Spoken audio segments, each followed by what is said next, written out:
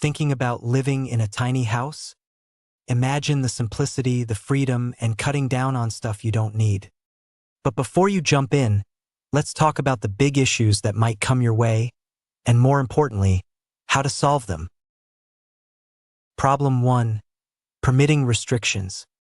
In many areas, you can't just park your tiny house and call it home.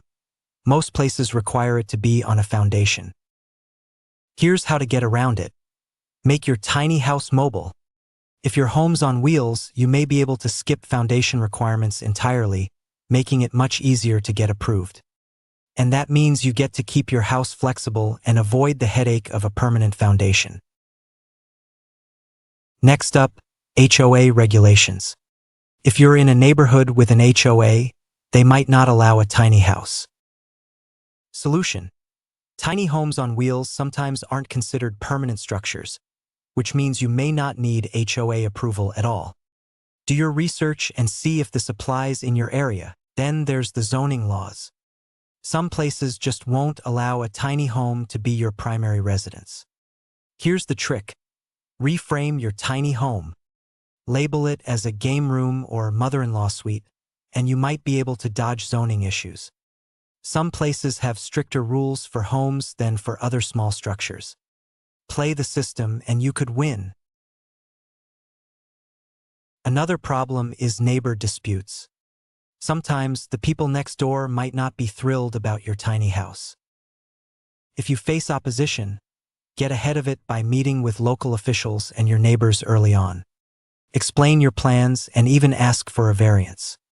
It might just take a legal hearing to get the green light, but if you're prepared, it's doable. Fire safety is another common issue. Some places won't allow full kitchen appliances like a range oven. What I would do is consider off-grid kitchen options like portable stoves or induction cooktops.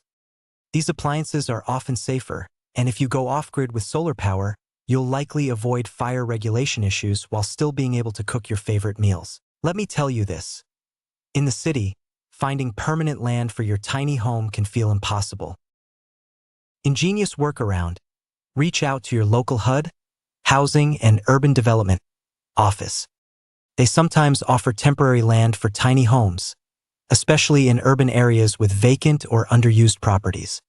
It's a great way to get your foot in the door while you search for a long-term spot. And let's not forget variances. Sometimes you get a permit, but it's only temporary. You should always stay ahead of the game.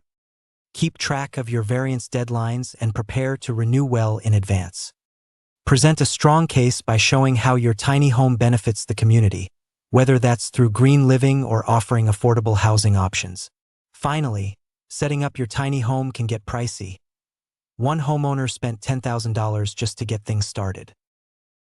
Convenient solution. Consider buying inexpensive campsite land or parking in rural areas with fewer regulations.